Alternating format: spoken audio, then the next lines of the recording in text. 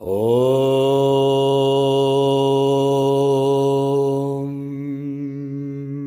Kayena vacha manasyendrayirva Bhutyatmanava prakriti swabhava Karomi adyat Sakalam paresma Narayanayeti samarpayami Narayanayeti samarpayami.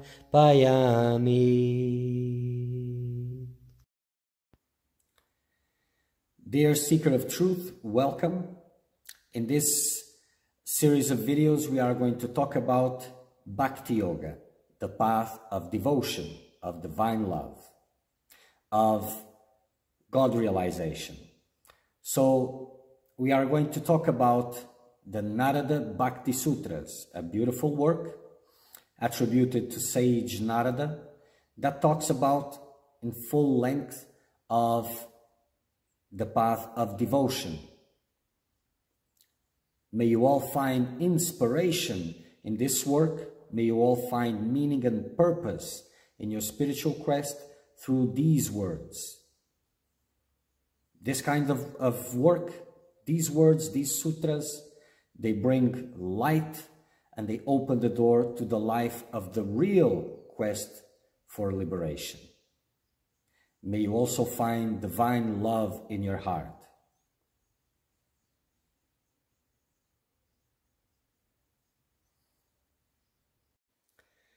Moving on, Narada Bhakti Sutras, Chapter 15, Bhakti and Social Customs.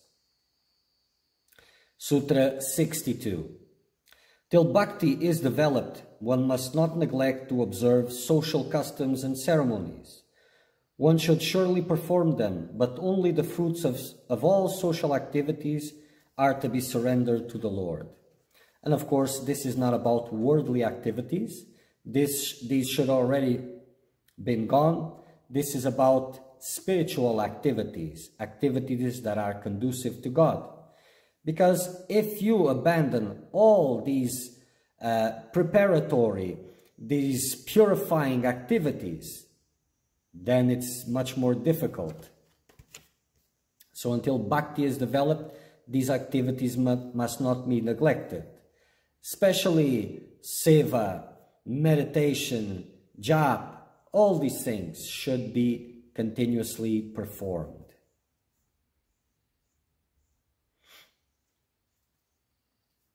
Conscious efforts must be made in the form of selfless work and discipline of the mind, because this is conducive to devotion, to liberation, to God realization.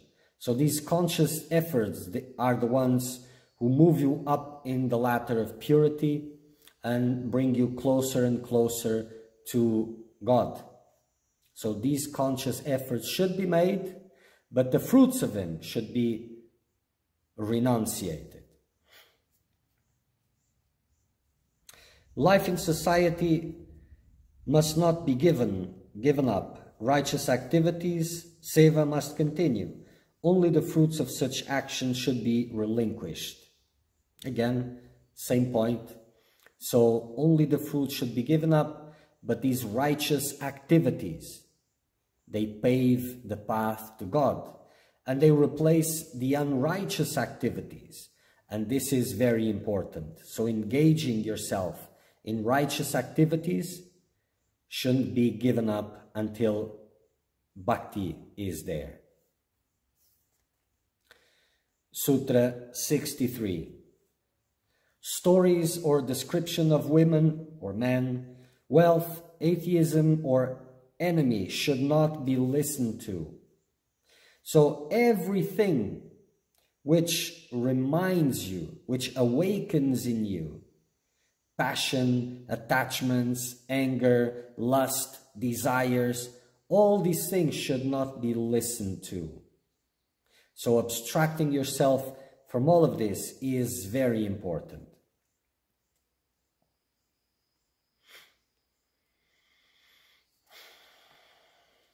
Such occasions decrease spirituality in the devotee and render him incapable of any progress.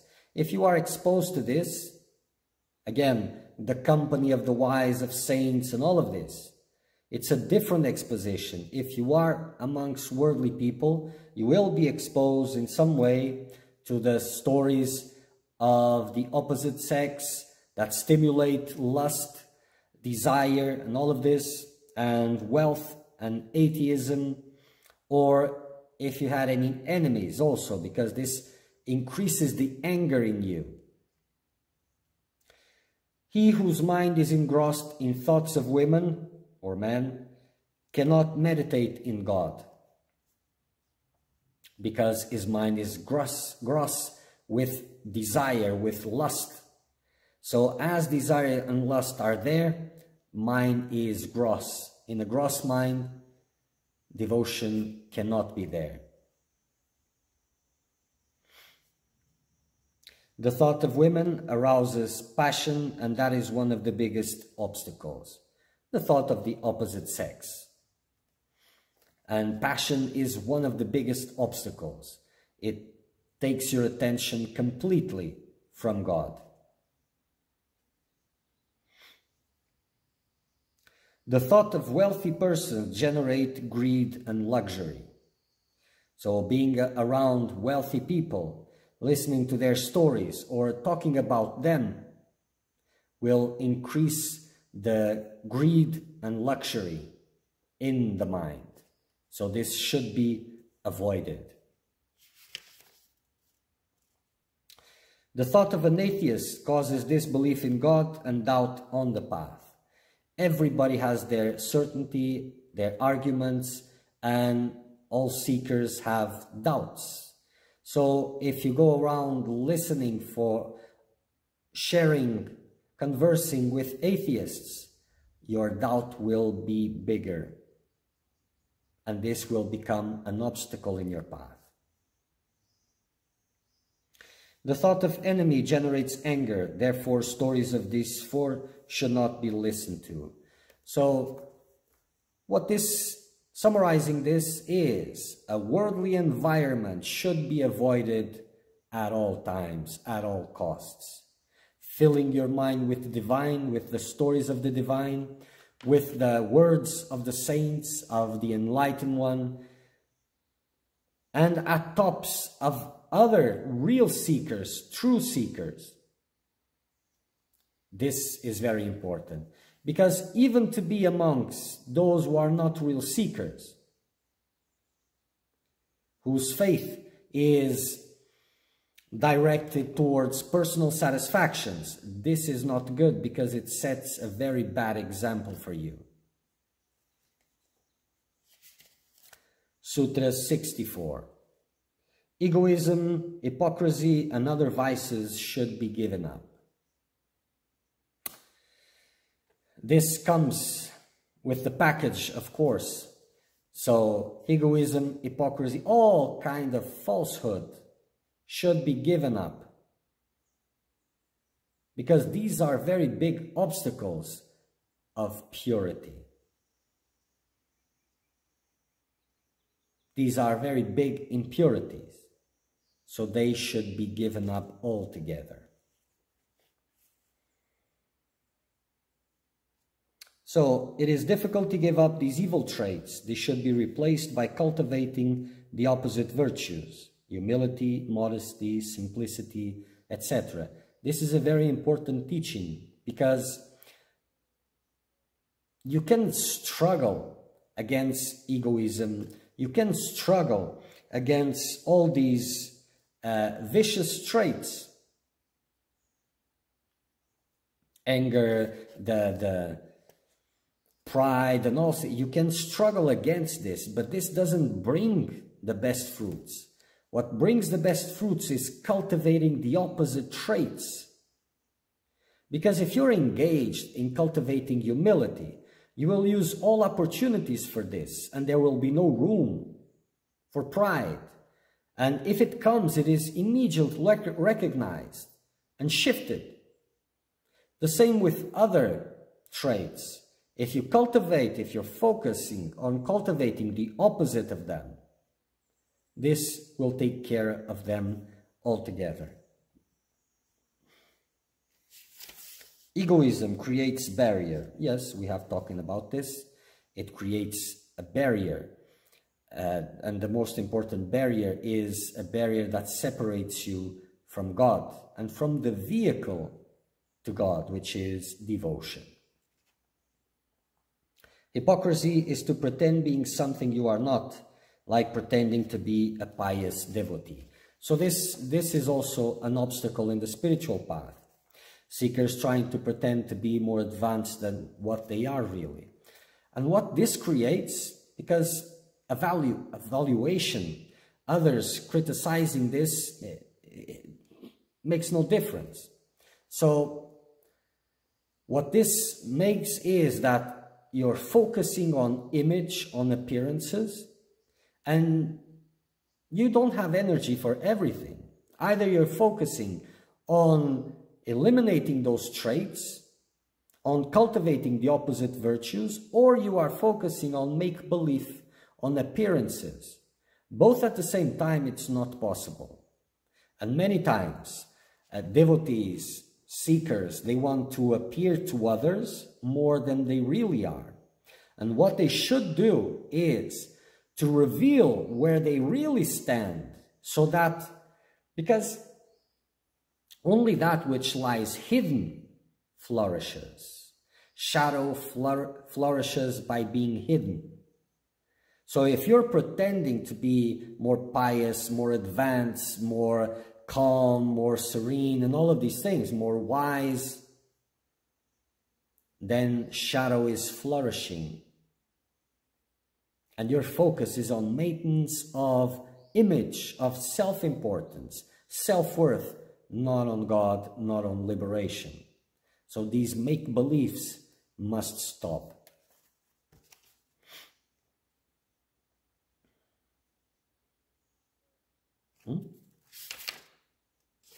Okay.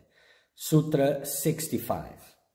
Having once dedicated all activities to God, he, the devotee, should show, if at all, his desire, anger, egoism, etc. only to him, only to God.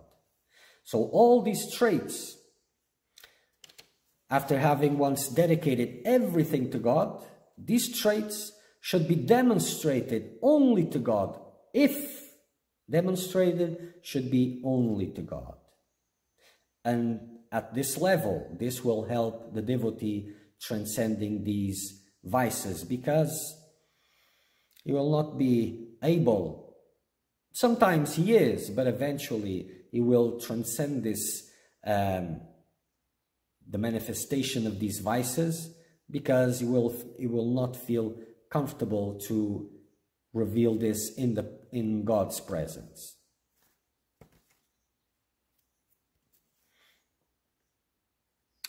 This is the process of sublimating every one of our emotions and directing it to God. Then alone they will be rendered into pure devotion or bhakti. So these vicious traits, they are usually hidden from others and for God also, or make the convenient separation in my devotion to God and then other activities, other moments where this is expressed. But then when you're focusing at this level towards God, then you show this to him and him only. And this will help you to tune more to God and to have the strength that you need to finish with all of this once and for all. If the devotee is angry, he is angry with his beloved. If proud, he is proud of the Lord. If he has desire, the Lord alone is the object of desire. So putting God, the Lord, at the center of every breath, of every moment of life. Sutra 66. Love and love alone, such as that of a devoted servant or wife, which transcends the three forms mentioned before, should be practiced. So this love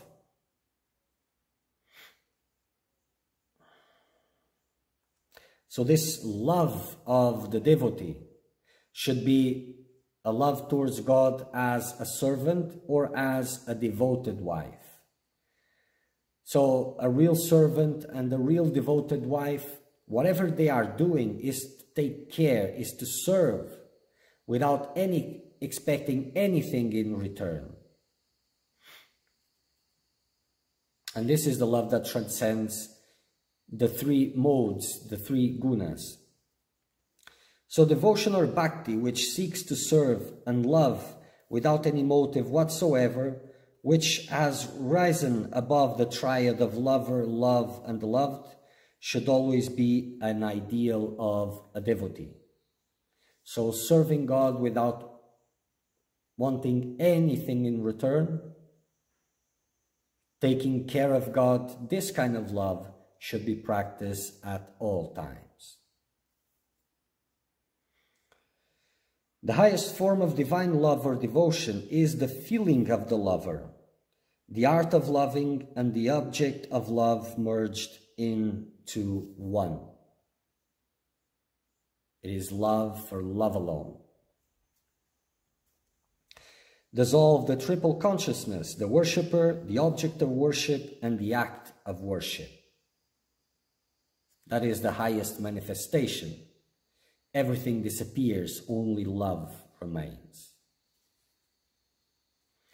Cultivate that form of love of constant service and devotion to the Lord. Just serving the Lord, just to please the Lord, not to receive anything in return. And this is very well tested. If things go against, if there are some expectations, if you find yourself displeased with something that happened, you will know that expectations were there. You will know that you were longing for something good. And you will use that predisposition, that reaction, to cut these expectations altogether. A loyal servant or a devoted wife don't expect any return, not even gratitude, from the master or husband, for all service are rendered as a mere offering of love. No comments here. It's complete. All activities of the devotee are of that nature, an offering of pure love to God without expecting any recognition from Him. He cannot help loving God. That is the nature of the devotee. Those who are tainted by selfish desires must look at this kind of love as their goal. Serving, loving service to God, and removing expectations, and embracing those contradictions, unexpected situations that you dislike, and use it as a gift from God for you to remove all expectancies.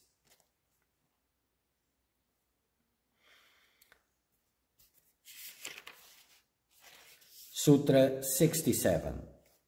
Those who have one-pointed devotion to God for His own sake are primary. So those who have devotion for God for God's sake, without expecting anything in return or wanting, those are primary devotion, pure devotion.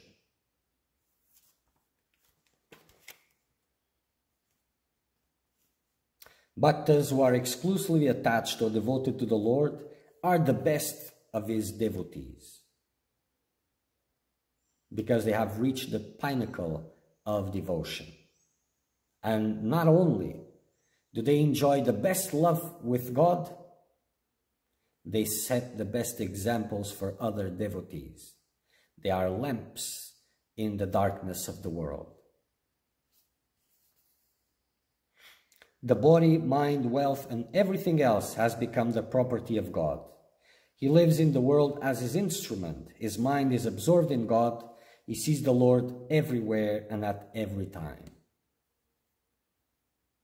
This is the most exalted state a human being can achieve.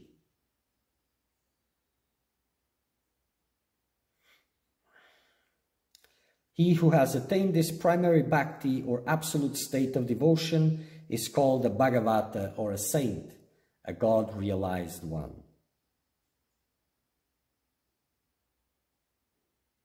I experience the nature of God, and loving God. Everything is there at the same time.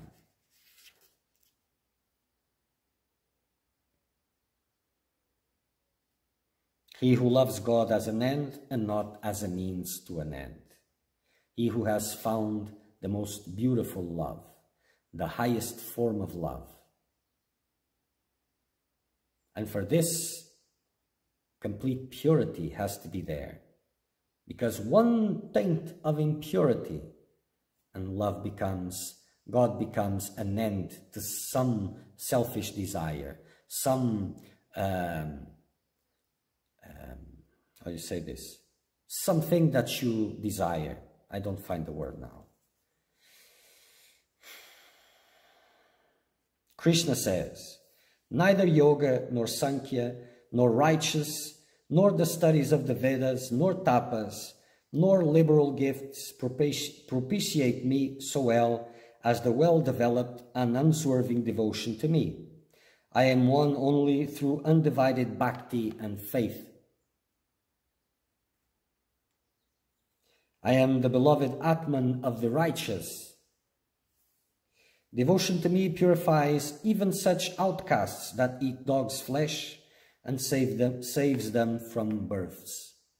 So this is the ultimate devotion, the most purest one.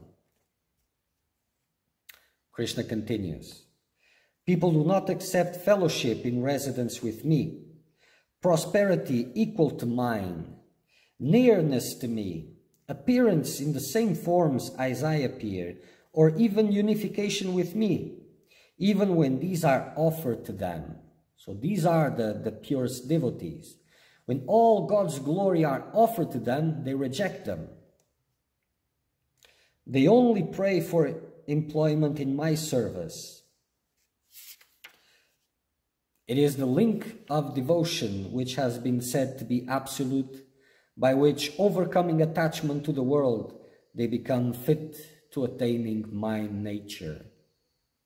So these highest devotees, even when offered all the glories as such as of the Lord, they reject them. They just want that continuous, unstopping love for God. And this is when they become fit of God. This is the nature of Ekanta Bhakti. Ekanta means having only one end. That end is to be in the presence of the Lord always and ever doing service to Him. Such devotees have only one thought of God. These are the highest devotees. This is where you can arrive by employing all these that Narada has been sharing. May you all attain this level. Okay.